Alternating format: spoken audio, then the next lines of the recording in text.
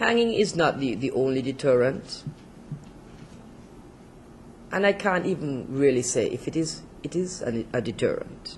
Because we'll have to, I believe, investigate that to really see if murderers, so to speak, have that in their psyche as one of the deterrent factors. So really, I believe it's a subjective test and not really an objective test to that question.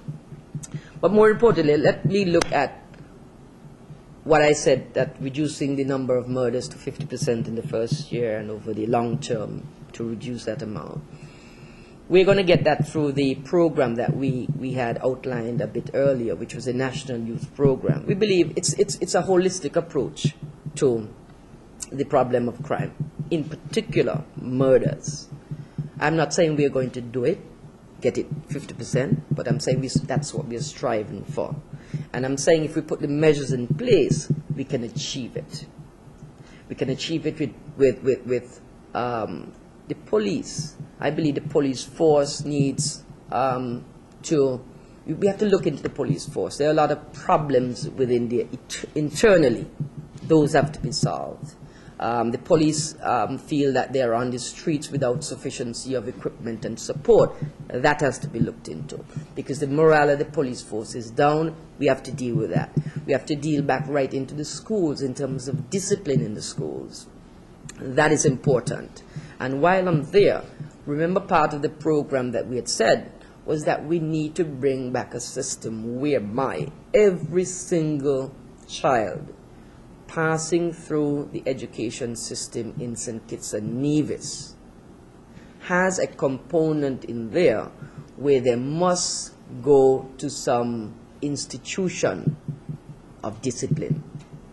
That is, they must either go to the Girls' Guides, the Boys' Brigade, the Scouts, the Defense Force, some institution for a number of years to get that discipline in them.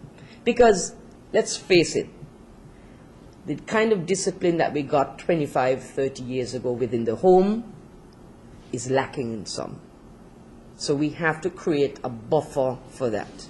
We cannot leave the gap, because that is where the problem is. The problem is we have mothers, because they are underpaid, finding 2 jobs, sometimes 3, to feed their families, leaving a child, a vulnerable child, at home. That is what we have to look at. So the state must play an important role in that regard if we realize there's a gap in the family structure.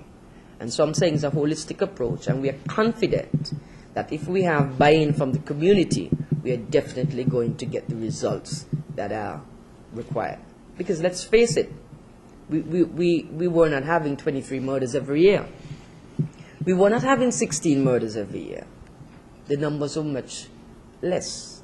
So we can get back to where we were. I'm not saying we are going to eradicate murder. I'm not saying there's going to be no murder in any given year. That would be ludicrous for me to say. But I'm saying we must set targets, we must set goals. Because if we don't set a target, if we don't set a goal, there's going to be nothing for us to achieve. And that is the point.